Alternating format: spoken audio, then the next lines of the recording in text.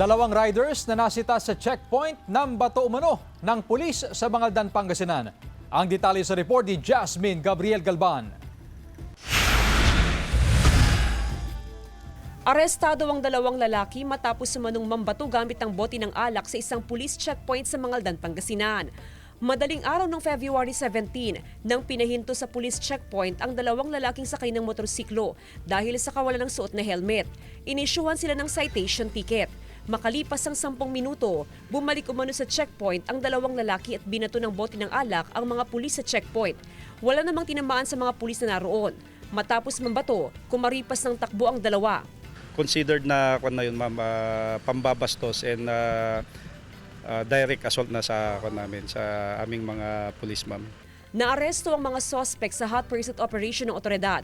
Sinampahan ng kasong direct assault at unjust vexation upon an agent of a person in authority ang mga suspect. Kuwento ng kaanak ng isa sa mga naaresto galing sa inuman ng dalawa. Dediretso raw sana sila sa kainan nang masita sa checkpoint. Nagsisisi raw sila sa kanilang ginawa. Agla na ulit. Asali tulay ako lang.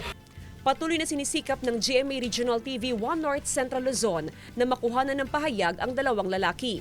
Kasama si Jing Dakanay, Jasmine Gabriel Galban, 1 North Central Luzon.